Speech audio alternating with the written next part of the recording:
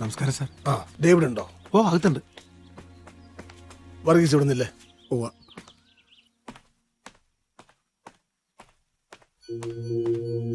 ഈശോയെ, ഇതാര്? ഇരുന്നാട്ടെ സാറേ. എന്റെ മോൻ അറുങ്കൊല ചെയ്യപ്പെട്ടു എന്നറിഞ്ഞ് എന്റെ വീട്ടിലെത്തിയത് ആയിരങ്ങളായിരുന്നു. അവരുടെ ഒന്നും മുന്നിൽ ഒരു നിമിഷം പോലും പതറാതെ നിന്നവനാ ഞാൻ. ഉള്ളിലെ കരച്ചില് 2 തുള്ളിയായി പുറത്തേക്ക് വന്നത് നിന്റെ മുന്നിലാ. അത് നിന്നോട് അത്ര സ്നേഹമുള്ളതുകൊണ്ടാ, എനിക്ക് ആ വാത്സല്യം ഉള്ളതുകൊണ്ടാ. പിഴയായി പോയ മൂത്ത മോന്റെ സ്ഥാനത്ത് നിന്റെ പോലെ ഒരുത്തനെ ദൈവം തമ്പുരാൻ എനിക്ക് തന്നില്ലല്ലോ എന്ന് പലപ്പോഴും ആലോചിച്ചിട്ടുള്ളവനാ ഞാൻ. എന്നോട് നീ ഇത് കാണിക്കാൻ പാടില്ലായിരുന്നു ഡേവിഡേ. അന്നമ്മച്ചേച്ചി, ഒരു കാപ്പിയെ കൊച്ചിന്റെ കയ്യിൽ കൊടുത്തു വിട്ടാട്ടെ. പഞ്ചസാര വേണ്ട. സൽക്കാരത്തുള്ള സമയമല്ല ഡേവിഡേ. എന്റെ മോനെ കൊന്ന പെൺകുച്ചിനെ നീ രക്ഷിക്കാൻ ശ്രമിക്കുന്നത് എന്തിനാ? എന്താ നിനക്ക് എന്റെ ഉള്ളിലെ റോള് ഒന്നറിയണം. അതിനാ ഞാൻ വന്നേ. സാറേ, വളരെ സിമ്പിളായ ഒരു ഉത്തരം എനിക്കിതിന് പറയാനുള്ളൂ. സാറിന്റെ മോൻ ബെന്നിയെ കൊന്നത് ആ കൊച്ചല്ല. അത് തീരുമാനിക്കേണ്ടത് പോലീസും കോടതിയല്ല കുഞ്ഞ്. നിന്റെ അപ്പന്റെ സുഹൃത്ത് ഈപ്പച്ചന്റെ മോളാണ് ആ പെണ്ണ്. അതാണ് നിന്റെ ന്യായമെങ്കിൽ ഈപ്പച്ചൻ എന്റെ അളിയനായിരുന്നു. ഈ പറയുന്ന മേൽവിലാസവും കൊമ്പത്തെ ബന്ധുക്കളും ഒന്നും ഇല്ലാത്തൊരു പാവമാണ് അവളെന്ന് വെച്ചാലും ഡേവിഡ് ഈ ചെയ്തു തന്നെയൊക്കെ ചെയ്യും. ഈ അളിയന്റെ മോളെ കഴിഞ്ഞ 10 വർഷത്തിനിടെ കണ്ടിട്ടുണ്ടോ സാറ്? കണ്ടാൽ തന്നെ അറിയോ അതിനെ? അന്വേഷിച്ചിട്ടുണ്ടോ അത് എവിടെ എങ്ങനെ ജീവിക്കുന്നു? ആ കാപ്പി അങ്ങോട്ട് വിടുവച്ചേ. നീ അവിടെ വന്നേ. സാറേ നോക്കേ, ഏതാണ്ട് ഇതേ പ്രായമുള്ളൊരു കൊച്ച്. ഇത് തന്നെയാണെന്ന് വേ. കൂടപ്പുറപ്പുള്ള സ്നേഹം എന്തെന്ന് അറിഞ്ഞിട്ടില്ലാത്തൊരു പെൺകുട്ടി, അപ്പനും അമ്മയില്ലാത്ത ഒരു അനാഥ. മുഴുവൻ സ്നേഹം കൊടുത്ത് അവൾ സ്നേഹിച്ച് അവളുടെ കൂട്ടുകാരിയെ പഴിപ്പിച്ച് ചുരുത്തം കൈമലത്തി കാണിച്ച് ചങ്ങ് പോയി. ആ കൊച്ച് ഹോസ്റ്റൽ ബിൽഡിങ്ങിന്റെ മണ്ടേന്ന് ചാടിച്ചത്തു. ഈ ഒരുത്തനെന്ന് പറയുന്നതേ പോൾ സാറിന്റെ പുന്നാരമോൻ ബെന്നിച്ചനാ.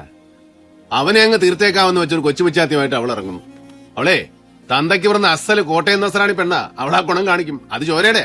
പക്ഷെ അവള് ചെയ്യാൻ ഉദ്ദേശിച്ച കാര്യം അവൾക്ക് തന്നെ മറ്റാരോ ചെയ്തായിരുന്നു. അതാരെന്ന് അന്വേഷിച്ച് കണ്ടുപിടിക്കുന്നതോ പോട്ടെ, അവളുടെ തലയിൽ ആ കുറ്റം ചാർത്തി ചടങ്ങ് തീർക്കാൻ ബന്ധപ്പെടുന്ന പോലീസും അതിന്റെ പിന്നെയും മറഞ്ഞിരുന്ന് ചരട് വിളിക്കുന്ന ആളോ ആളുകളോ അതാരാണെന്ന് ഡേവിഡിന് അറിയണം. അത് നിന്റെ ജോലിയല്ല. നിരപരാധിയാണ് ആ കുട്ടിയെങ്കിൽ അതിന്റെ കൂടെ ദൈവം കാണും. ദൈവം കാണും. ദൈവം പക്ഷേ കോട്ടയം ബസ് സ്റ്റാൻഡിൽ വന്നിറങ്ങി ഒരു ഓട്ടോ വിളിച്ച് നേരെ പോലീസ് സ്റ്റേഷനിൽ പോയി മൊഴി കൊടുക്കൊന്നുമില്ല. അപ്പൊ അദ്ദേഹം ചില ആളുകളെ ചുമതല ഏൽപ്പിക്കും. ഈ കേസിൽ പുള്ളി പോസ്റ്റ് ചെയ്തിരിക്കുന്ന ഡ്യൂട്ടി ഓഫീസറാ ഞാൻ. അധികം നാൾ നീളുകയല്ല, നിനക്ക് കഴിയല്ല അതിനെ മറയത്ത് നിർത്താൻ.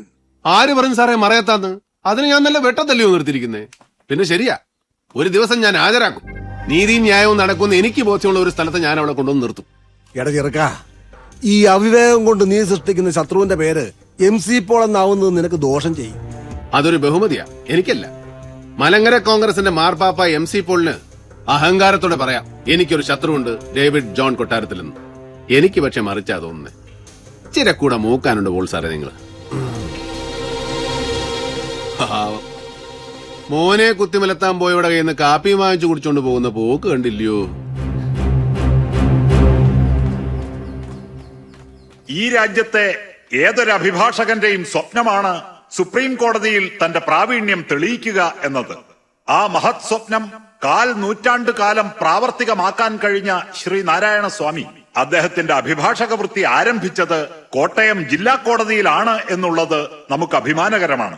അദ്ദേഹത്തെ ആദരിക്കുന്ന ഈ ചടങ്ങിൽ പൊന്നാട അണിയിക്കുവാനായി ബഹുമാനപ്പെട്ട high court chief justice Shri Bhagat Chandra Yadav അവർകളെ ഞാൻ ആദരപൂർവ്വം ക്ഷണിച്ചുകൊള്ളുന്നു.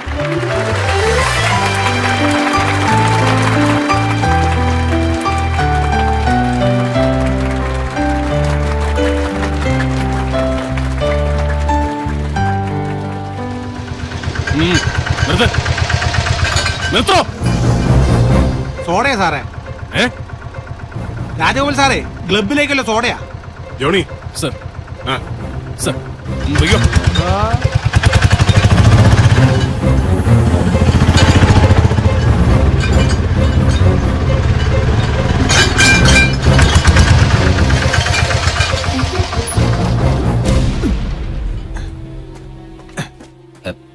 ചേട്ടാ, അടുക്കളയിൽ ആരുമില്ലല്ലോ. എല്ലാരും പ്രസംഗം കേൾക്കാൻ പോയിക്കുവാ, എളുപ്പമാവട്ടെ. കഴിക്കേ.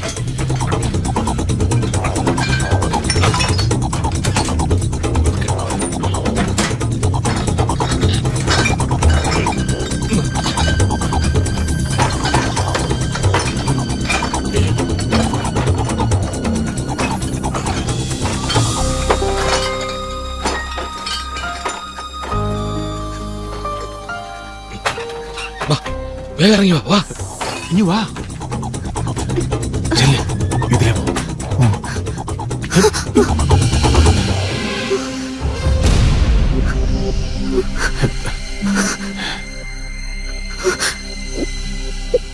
നീ എന്നാടാ ഇവിടുത്തെ സോഡ സപ്ലൈ തുടങ്ങിയത്? എന്നെ വലിപ്പിക്കാനുള്ള ഈ കളിയില് തനിക്കൊക്കെ പങ്കുണ്ടല്ലേ?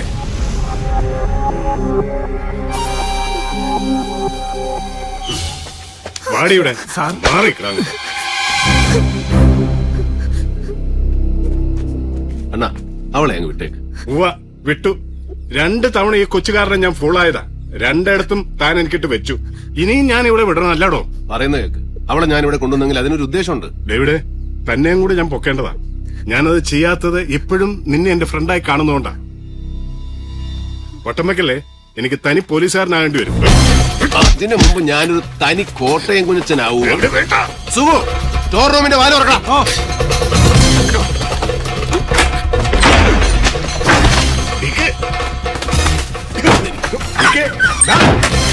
അടുത്തതായി നന്ദി പ്രകടനമാണ്. അതിനായി കോസ്മോ ക്ലബിന്റെ സെക്രട്ടറി ശ്രീ ഡേവിഡ് ജോൺ കൊട്ടാരത്തിലിനെ ക്ഷണിക്കുന്നു.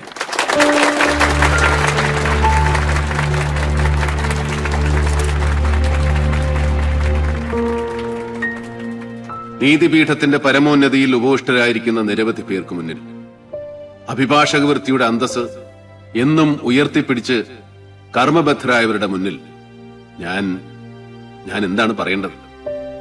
നമ്മുടെ നീതിന്യായ വ്യവസ്ഥയെ, നീതി പരിപാലന വ്യവസ്ഥയെ അത്യധികം ആദരിക്കുന്ന ഒരു സാധാരണ പൗരനായ ഞാൻ ഈ അടുത്ത കാലത്തുണ്ടായ ചില സംഭവങ്ങളെ ആധാരമാക്കി, ശ്രേഷ്ഠരായ ചിലരുടെ പ്രസ്താവനകളെ ആധാരമാക്കി ചില സംശയങ്ങൾ ചോദിക്കുകയാണ്. തെറ്റുണ്ടെങ്കിൽ ബഹുമാന്യ സദസ്സ് സദയം പൊറുക്കുക. ഈ മഹാരാജ്യത്തിലെ ഏറ്റവും വലിയ സായുധ അക്രമി സംഘം പോലീസാണെന്ന് 40 വർഷങ്ങൾക്ക് മുമ്പ് അലഹബാദ് ഹൈക്കോടതി ജഡ്ജിയായിരുന്ന MN മുള്ള ഒരു വിധിന്യായത്തിലൂടെ പ്രസ്താവിക്കുകയുണ്ടായി. 40 വർഷങ്ങൾക്ക് ശേഷം ഗുജറാത്തിലെ സൊറാബുദ്ദീനെ അയൽ സംസ്ഥാനത്തിലെ മാർബിൾ ലോബിയുടെ വാടക കൊലയാളികളുടെ രൂപത്തിൽ വന്ന് കൊലപ്പെടുത്തിയത് അവിടുത്തെ ഉയർന്ന പോലീസ് ഉദ്യോഗസ്ഥന്മാരാണ്. സൈക്കിളിൽ ഡബിൾ പോകുന്നവന്റെ പോക്കറ്റിൽ കൈയിടുന്ന മണൽ മാഫിയാക്കാരന്റെ ടിപ്പർ ലോറി ഓരോ ട്രിപ്പടിക്കുമ്പോഴും ഊഴം വെച്ച് പിച്ചക്കാശ് വാങ്ങുന്ന ചില ഏമാന്മാരെ നമുക്ക് മാപ്പ് കൊടുത്തു വിടാം. പക്ഷേ FIR തിരുത്തി നിരപരാധിയെ അപരാധിയാക്കുന്ന പോലീസ് ക്രിമിനലുകൾ ഇന്നും കാക്കിയിട്ട് നമ്മുടെ നേരെ മീശ വിരിക്കുന്നുണ്ട്. ഇവിടെ ഈ നിമിഷം നിങ്ങളുടെ മുന്നിൽ നിൽക്കുന്ന ഞാൻ ഒരു ക്രിമിനൽ കേസിലെ പ്രതിയാണ്. കുറ്റം ഒരു കൊലപാതക കേസിലെ പ്രൈം അക്യൂസ്ഡിനെ സംരക്ഷിച്ചു എന്നതാണ്. കൊലപാതക കേസിലെ പ്രതിയെന്ന് പോലീസ് പറയുന്ന പെൺകുട്ടിയെ സംരക്ഷിച്ചു എന്ന് ഞാനതിനെ തിരുത്തുന്നു. ആ പെൺകുട്ടിയെ ഈ സദസ്സിന് മുന്നിൽ ഞാൻ ഹാജരാക്കുന്നു. ബഹുമാന്യ നീതിപതികളെ, നിങ്ങൾ അതിന് സാക്ഷിയാണ്.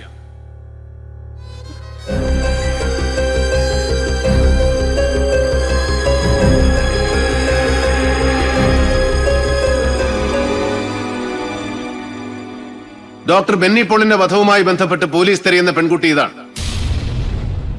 ഉത്തരവാദിത്തപ്പെട്ട ഏതെങ്കിലും ഉദ്യോഗസ്ഥൻ ഇവളെ അറസ്റ്റ് ചെയ്യാം. പക്ഷേ അത് അവളുടെ നിരപരാധിത്വം തെളിയിക്കാൻ വേണ്ടി ആകണമെന്ന് മാത്രം. അല്ലെങ്കിൽ നിങ്ങൾ സൃഷ്ടിക്കാൻ പോകുന്നത് മറ്റൊരു രക്തസാക്ഷിയാവാം. ബഹുമാനപ്പെട്ട സദസ്സിനെ ആ മഹത് വാക്യം ഞാൻ ഓർമ്മിപ്പിക്കുക. 1000 അപരാധികൾ രക്ഷപ്പെട്ടാലും ഒരു നിരപരാധി പോലും ശിക്ഷിക്കപ്പെടരുത്.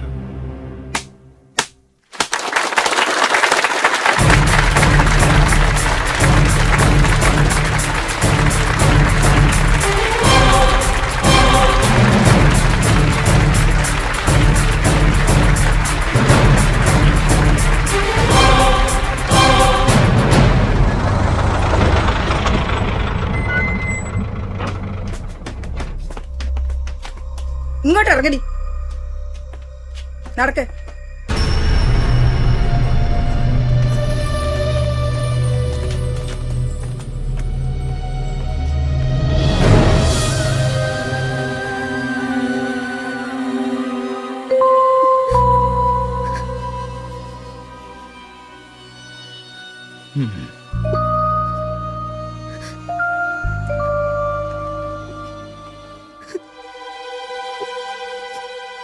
ധൈര്യം കൈവിടരുത്. ജീവിതത്തിൽ ഇങ്ങനൊരു എക്സ്പീരിയൻസ് കൂടി അങ്ങനെ കരുതിയാൽ മതി. എനിക്കൊരു ധൈര്യമില്ല സാർ, ചേച്ചി പേടിയാവുക.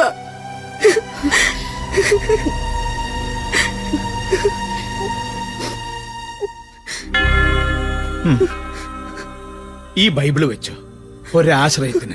ഇതിൽ മനസ്സ് മുഴുകുമ്പോ ഒരു ധൈര്യം കിട്ടും. ചെല്ല്.